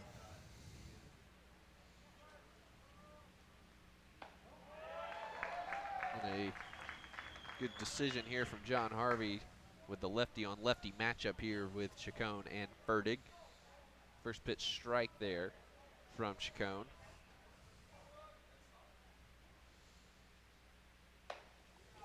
Second pitch a little bit high and away. Moves the count to 1-1. A little more zip on this fastball. You can see a little bit more coming to the plate, more in the mid to high 80s here from Chacon.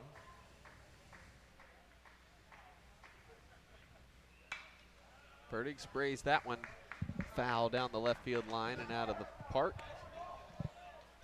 Chacon allowing hitters just a 236 batting average against him this season. That's good for 4th in the conference. And his 3.25 ERA also 4th in the conference.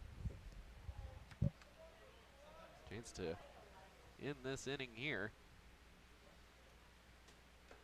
And the off-speed pitch fouled off by Ferdig, but held onto by Brody Threep. And it's stretch time here in Enid. Arkansas-Monticello leading this one 3-0 with an opportunity to extend the lead when we come back after this.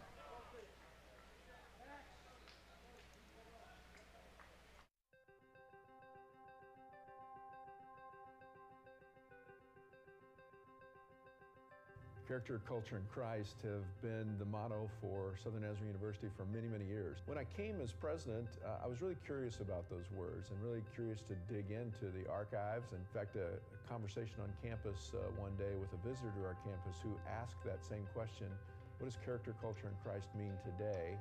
These days, I like to talk about refining character. I think that we're all in process, and in those collegiate years, those years of a university experience, there's a great opportunity to refine character.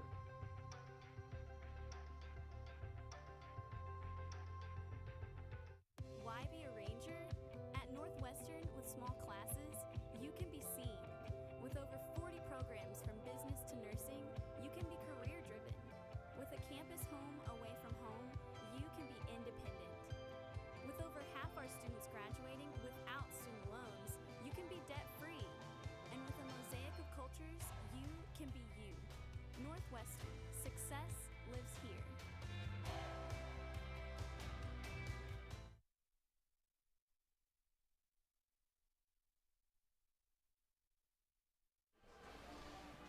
New pitcher on the mound for Harding here as we get into the bottom of the 7th inning. Number 21, Brian Timms. 2.27 ERA this season. This is his 18th appearance for the Bisons. Timms, a 6'1 senior from Colorado Springs, Colorado. transferred in from Seward County Community College. 35 inning and 2/3 innings this season. 17 strikeouts, just 2 walks in those 17 appearances. Following the lead of the rest of the Harding staff.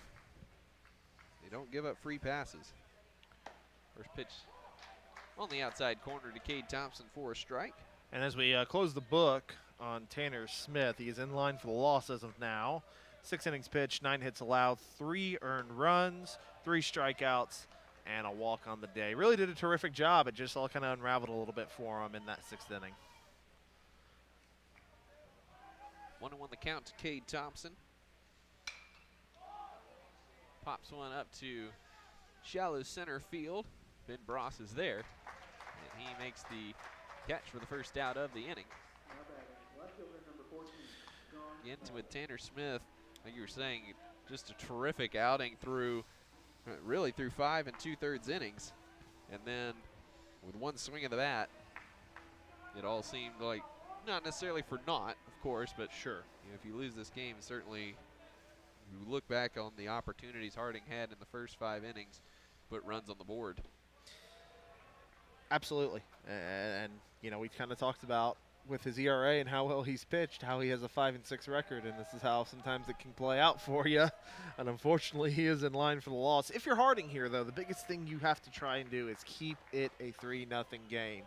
Cannot afford to give up any more runs and to make it more of a hill to climb as we get later into this ball game. So Timms has to come in and do a job here and get Harding out of this inning. Outside with that one, it's 3-0. The count to John Malden. Malden 1 for 3. He had a triple back in the 3rd inning. Timms comes home, stays on that outside part of the plate, catches the edge there for the first strike. And if you're Harding, you got to think, you know, at least Smith was able to get through 6 innings, turn it over to your bullpen, and you know, hopefully you can keep them as fresh as possible as that ball gets away from Parrott for ball number 4. Malden goes down to first base. Now batting third baseman number 32, Jordan Johnson. A runner at first for Jordan Johnson. He's 0 for 3 today. A couple of flyouts to right field and a ground out to short. Yeah, you're at the meat of the lineup here for Arkansas-Monticello. If you're Timms, can you get a ground ball out of this? Try to get out of this inning one way or another. First pitch is high from Timms. Come in has been a little bit erratic. And this is his 18th appearance this season. Absolutely. Missing a little bit here so far. You can hear that Monticello dugout very active right now.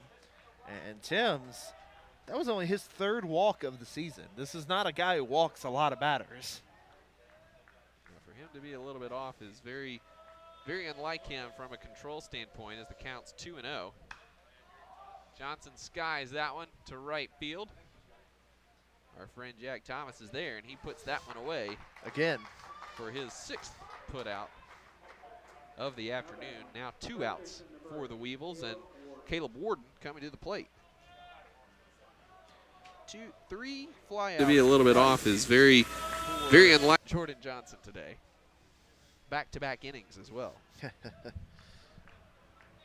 As you said, Warden comes to the plate, 2 for 3, and he's still one you got to be very careful with in this ballpark. You give him the opportunity to turn on one, again, he can make it hurt. Runner is off and running, and that one is sprayed into right field. Malden will be held at 3rd, and a nice execution there on the hit and run for Caleb Warden. 3rd hit of the game for Warden, all singles, but he has had a wonderful game at the plate here this afternoon. So 1st and 3rd now for David Reyna, the number 1 hitter on this team, coming in with a 400 average. He's 1 for 3 this afternoon, scored on the home run from Borman last inning.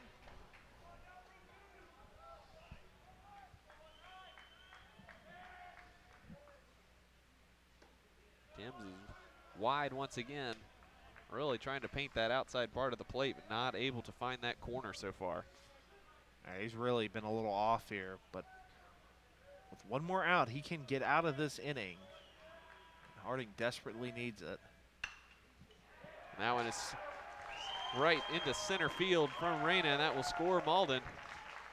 Warden moves over to third, and Monticello adds to their lead, and runners remain at the corner here for the Weevils. Just a great piece of hitting yet again for the Weevils. Reyna just sits back, drives that, doesn't try to do too much with it, just drives it back up the middle, brings a run around, and the lead is now 4-0 Arkansas-Monticello, and this has been a tight ball game for much of the day. But Monticello trying to distance themselves. Reyna will move to second base without a throw there. That's another one. Trying to get the throw down from Barrett, and that's the second steal of the game for Reyna, who had a steal, moved into scoring position last inning as well.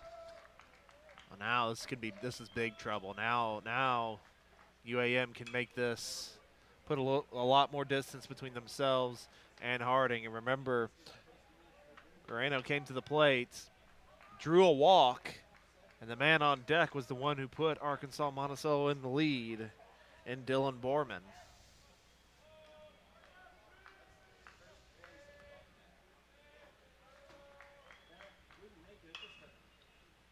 Jam shot down the third base line goes foul. So 1-2 for Timms against Andrew Purino. We mentioned how good Harding's bullpen is, and it has been good for most of the season, but it is failing them a little bit here in the bottom of the seventh.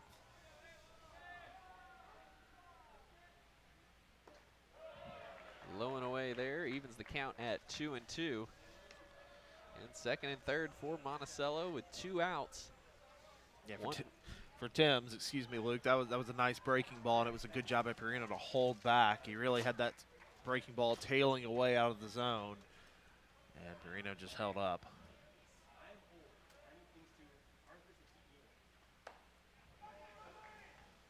Check swing there, a little bit high with that pitch as well.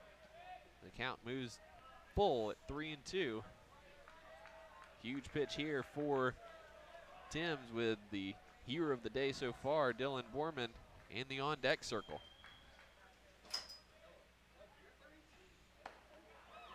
That one inside.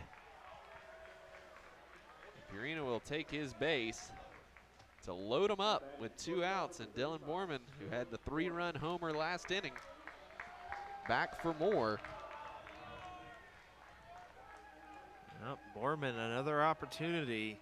If we take you back to that 7th inning, Borman came to the plate, 2 runners on, and just laced one. 2 runners on, as well as 2 outs in the inning, and a 0-0 game. And also preceded by a David Reyna steal and a walk to Andrew Purino. Exactly, and he took the first pitch he saw over the left field wall and put Arkansas-Monticello ahead 3-0 at the time. That lead is extended to 4-0, and it can really get out of hand here with a base hit. Borman pulls that one foul down the third base line. It hops over the wall out of play. Yeah, went reaching a little bit on that pitch, was able to get a piece of it and foul it off. As Timms kind of worked the outside corner there. You see for the Bisons, number 11, Carter McCall is down on the bullpen, getting warm. It looks like he's getting warm pretty quickly. McCall has just made 1 appearance so far this season. Borman fouls that one off. Quickly down 0-2. Just 1 appearance for McCall. 1 innings pitched, 3 hits, 3 earned runs, 2 walks.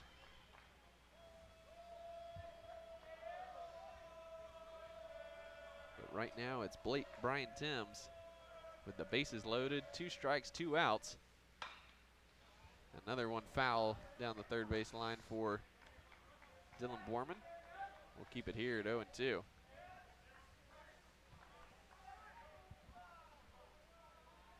Foreman battling here.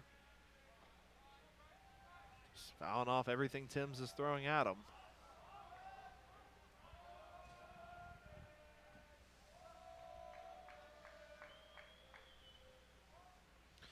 You can kind of see a difference between when Smith was on the mound in a rhythm. You see Timms just does not look as comfortable thus far. Foreman, another foul down the line, knocked down by Coach John Harvey there. Yeah, Timms just hasn't looked comfortable at all since he came in at the top of the inning.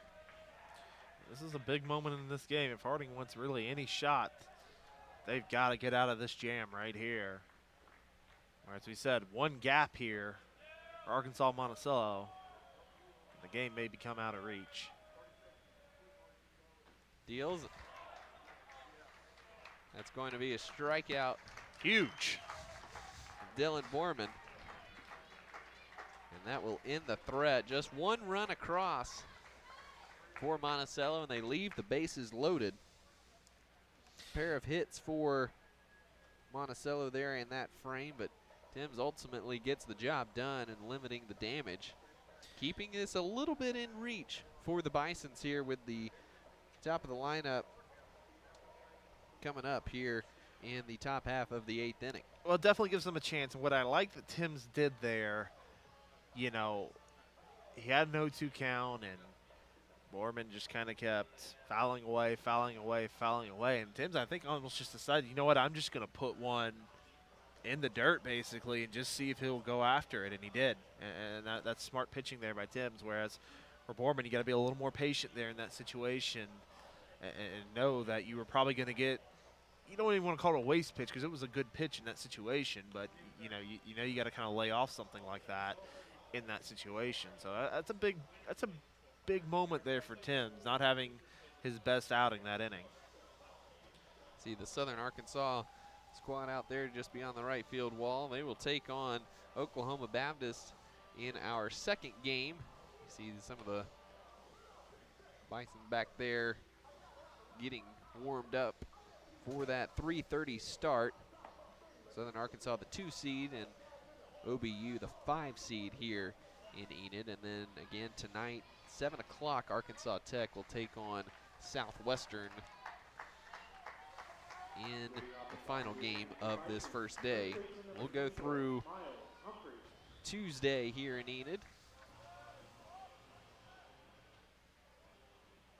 Miles Humphrey steps in. Number 2 hitter is 1 for 3 today. Looking to get things started for the Bisons.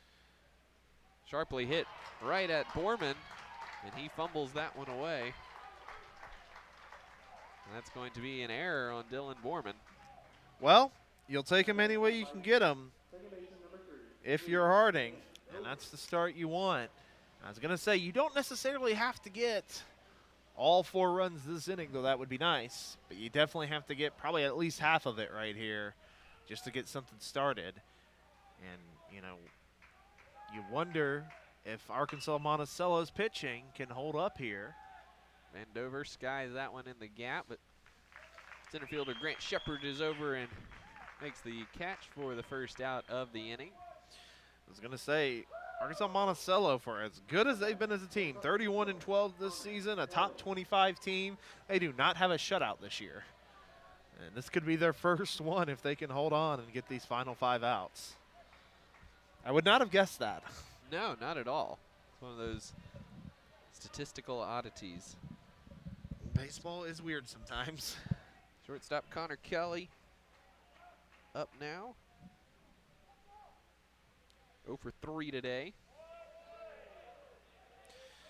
2 groundouts to second and 1 back to the pitcher. Gets ahead 1-0 to start this one. Kelly does not have a home run this season. Just 7 doubles as well. You know, Luke, as you talk about this Arkansas-Monticello team, you just got to be impressed with what Coach Harvey's been able to do. You know, it was not a good start for this team. They started the year 1-6, eventually got up to 6-8, but, you know, weren't really on the radar. Kelly grounds to Borman. Thompson over to Warden. That's a double play, and that wipes out the leadoff error. And just like that, we're heading to the bottom of the 8th, and Monticello with just 3 outs to go to move on with this first round win here in Enid. Well, as I was saying, again, you start the year 1-6, get it to 6-8, but you lose your first series of the year. You get swept by this Harding team your first series of the year, and you're kind of maybe not on a lot of teams' radar with the start you have. And what do they proceed to do after that? They proceed to go 25-4 down the stretch, including some very impressive wins. Won the series against Southern Arkansas, taking 2 out of 3, swept Arkansas Tech, swept Oklahoma Baptist. Just did a lot of really good things throughout the year, and it's really impressive how this team was able to not let the first kind of third of the season or the first fourth of the season really affect them, and turn it around and put together an impressive year. Brian Tim's still out there for Harding here in the bottom of the 8th inning. And if you're McGahey for Harding, you got to wonder, do I even try to preserve the bullpen, or how do you kind of play this? Just let Timms get these 3 outs and move on, or you kind of unload the clip a little bit? I think you try, if you can help it, somehow let Timms get 3 outs here, one way or another. And you could see one of the guy they had warming up, only 1 appearance this year. But if Timms can get you out of this inning, keep it a 4-0 game, gives you a shot. If it gets away from him, then you got to chalk one up and work on an elimination game tomorrow. Because once you're kind of over the 4-run threshold, it becomes a little bit harder to put a comeback together with 3 outs to play. 1-1 the count to Brody 3. He pops this one up to second base.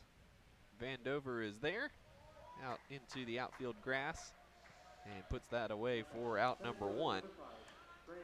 Grant Shepard. I'll say this, you can already, I wonder if that strikeout kind of got Timms going a little bit. He already looks just way more comfortable on the mound, and looks to be finding his stuff a little bit more here. Shepard 0 for 3, a pair of ground outs to third base and a pop out to right. And he skies this one down the first base line. Vandover is there behind first base in foul ground to put that one away. The 1 pitch and out for Timms there. And we're back to the top of the lineup here for Monticello with Cade Thompson. 2 for 4 today. Looking to continue his solid day all around. A couple great plays in the field as well for Thompson. He fouls that one out of play. Vandover making a couple plays this inning, as we've mentioned with Thompson. Worth mentioning again with it coming out today, the GAC Freshman of the Year. We said a tremendous rookie season for him, hitting .380 with 6 doubles this season, 17 RBIs, 35 runs scored. Also 10 stolen bases this season. Not a huge power hitter like you see up and down this lineup, but he's been a tremendous leadoff hitter for this Weevil squad. Fouls that one off the end of the bat, out of play as well. 1-2 the count now on Thompson. 2 outs in the inning, and 4-0. Monticello leads this one. Low and inside there.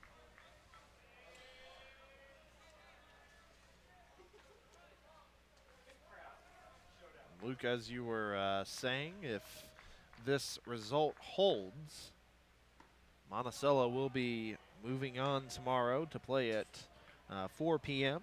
against the loser of Arkansas Tech and Southwestern tonight.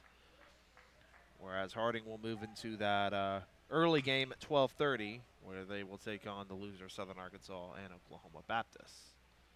Thompson pops that one foul down the first base line and gets out of play.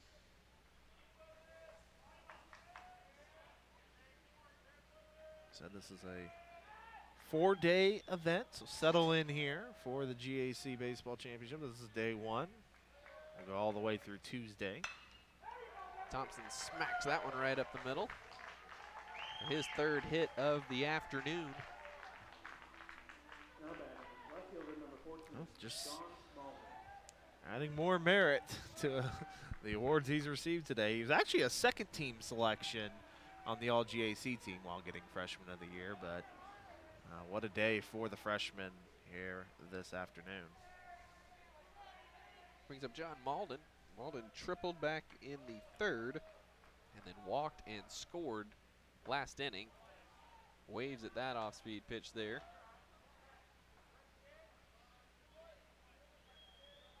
For a while, Malden's triple was the most excitement that we had here in this one. A lot of singles as far as the hits go, and Malden pops that one up to right field. Jack Thomas is there, and he gets that one for out number 3.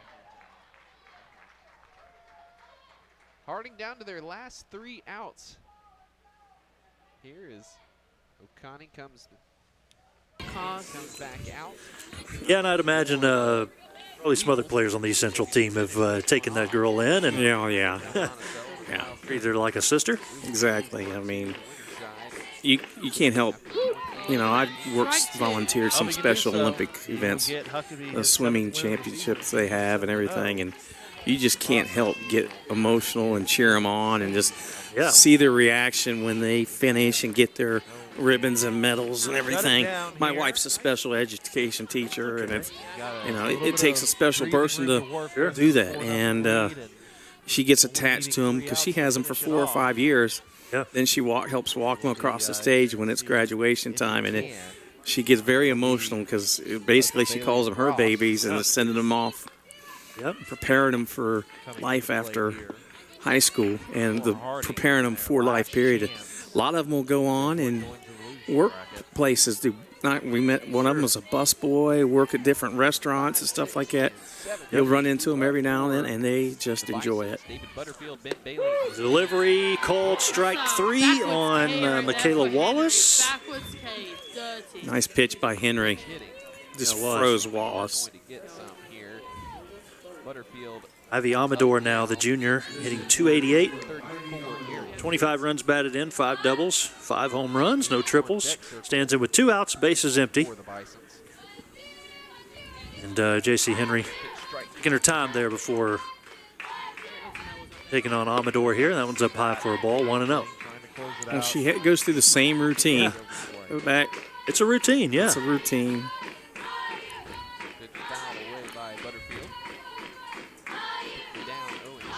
Oh, yikes. That one hits Amador. Got it right in the back. You even heard her say, "Are you okay?" She even said, "Are you okay?" Oh, right on that elbow. Oh, that hurts. That hurts. An elbow guard there. No, that's a good thing. Because that elbow guard's not there. That's fun. Oh, you're feeling that pain for a while. There we go. I think that's a smile. There's the smile. Yeah. Carson Brigant's at the plate. Sophomore hitting .285. Got the runner at first now. 1-1 game, bottom of the 2nd. That's a 26 batter that Henry's hit this year.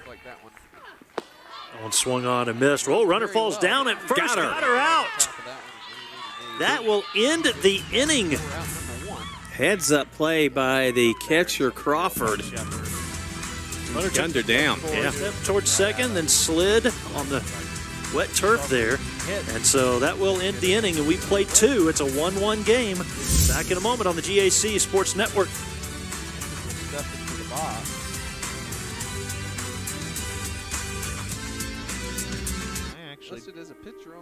I knew engineering would be a challenge, but that hasn't stopped me. Here, I could create a new organization and networking opportunities for women in STEM fields. At Arkansas Tech, I'm more than just a student. My name is Emily Torrialba, and I am a trailblazer. Why be a ranger? At Northwestern, with small classes, you can be seen. With over 40 programs from business to nursing, you can be career driven. With a campus home away from home, you can be independent. With over half our students graduating without student loans, you can be debt free. And with a mosaic of cultures, you can be you. Northwestern, success lives here.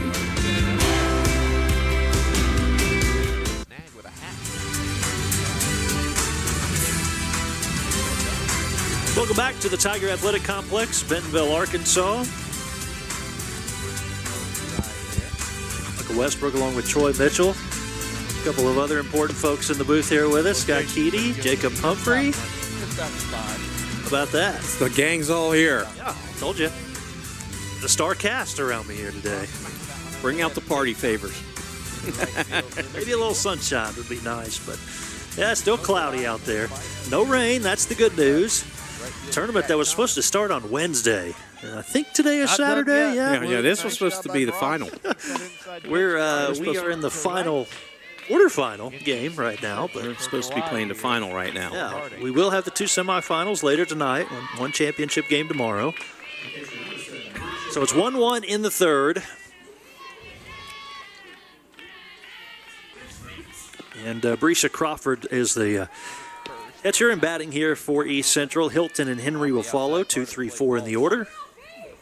Yeah, that first semifinal following this one, Arkansas Tech and Harding should be a dandy. Nice line drive, picked up nicely by the first baseman. Didn't even have to move. Watson with the catch. First shutout of the season. Alexis Watson, 1 out. Seems a lot later than 2:08. Yeah, I think it's the cloudy skies. I think that's what it is. And we got started pretty early this morning. We were at a 9:30 start for our first game that was suspended from yesterday. Southwestern and Arkansas Tech. You sleep in a little bit tomorrow. Got in about 10 last night anyways. You can catch up on your sleep tonight. Yeah. I don't know, you're at the courtyard? I am. Oh, we can get Netflix and everything on the TV. That's awesome. Interesting. I didn't check that out. Yeah, I just typed in my password and I was able to watch Highwaymen. How about that? I was trying to keep up with the Dallas Stars game last night, so, you know. And I missed my last episode of Designated Survival because of a storm, so I got to go back and watch that. Okay, all right. Hard hit ground ball. There's the third baseman. Corner infielders playing well here today. Riddle to Watson for the out. He's hitting it hard. They are. I had a coach said, as long as you hit hard outs, you know, get the ball on the ground, hit it hard. He hated fly balls. Those are easy outs. Right. You know, you hit the ball hard on a line, hit a ground ball. 3 opportunities for an error. You got to field it, you got to make a good throw, and you got to catch it on the other end. That's right. Fly ball, you just have that one play. And a corn. Yeah. So he hated fly balls. He wanted you to swing it hard. Yeah. On the line. Arkansas-Monticello moving on. Well, there's another hard hit one. That one will get past the infield. It's a 2-out base hit. Ball to the loser side of the bracket. And so a runner on now for East Central. Tomorrow afternoon. J.C. Henry, one getting that hit there. It brings up Eleni Allison. Oklahoma Baptist. James Hill and Luke McConnell, thanks for joining us this afternoon. We'll be back at 3:30 for the Mule Riders and the Bison. We hope you'll Allison reaching on the throwing error. Her first time up. For the first round of the Great American Conference Championship. East Central, and they're all white today. I know, I kind of like it. Yeah. White. I think of Blake Sharp if they would have had the orange stirrups, but nobody wears stirrups anymore. You don't have to worry about the mud in the infield.